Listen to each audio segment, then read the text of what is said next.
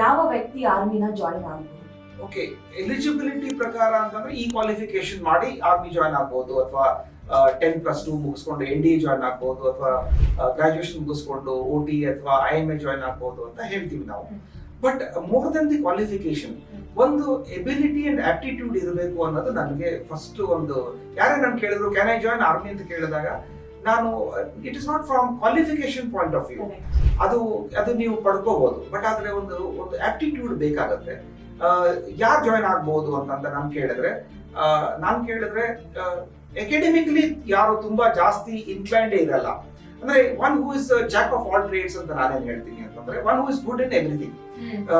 Studies ಅಲ್ಲಿ ಆಗಿರ್ಬೋದು, adventure activities ಅಲ್ಲಿ ಆಗಿರ್ಬೋದು, ಸ್ಪೋರ್ಟ್ಸ್ ಅಂಡ್ ಇದ್ರಲ್ಲಾಗಿರ್ಬೋದು. ಆಮೇಲೆ ಒಂದು ಸ್ಲೈಟ್ಲಿ ಎಕ್ಸ್ಪೋಸ್ಡ್ ಇರ್ಬೋದು, ಲೈಕ್ NCC ಆಗಿರ್ಬೋದು, ಅಥವಾ ಸೈನಿಕ್ ಸ್ಕೂಲ್ಸ್ ಆಗಿರ್ಬೋದು, ಅಥವಾ RIMC ಆಗಿರ್ಬೋದು, ಅಥವಾ ಒಂದು ರೆಸಿಡೆನ್ಷಿಯಲ್ ಸ್ಕೂಲ್ ಅಲ್ಲಿ ಇದ್ದಂತ ಒಂದು ಬ್ಯಾಕ್ ಗ್ರೌಂಡ್ ಇರ್ಬೋದು.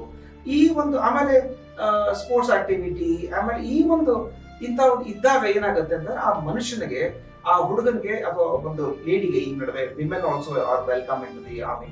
ಸೊ ಅವ್ರಿಗೆ ಅನುಕೂಲ ಆಗುತ್ತೆ. ಅಂದ್ರೆ ಒಂದು ಅಡ್ಜಸ್ಟಬಿಲಿಟಿ ಫ್ಯಾಕ್ಟರ್ ಅಂತ ಏನ್ ಹೇಳ್ತೇವೆ, ಅಂದ್ರೆ they can easily adjust to that changing environment ಅಂತ ನನಗೆ ಅನ್ಸುತ್ತೆ.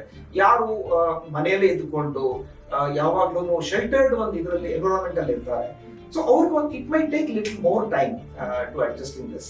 ಸೊ ಅಂತ ನನಗೆ ಅನ್ಸುತ್ತೆ. So more then the qualification, ಒಂದು aptitude and of course the ability, ಇವೆರಡು ನಾವು ನೋಡಿದಾಗ ಯಾರು ಇದು ಇದೆ ಅವರು they can definitely join the army.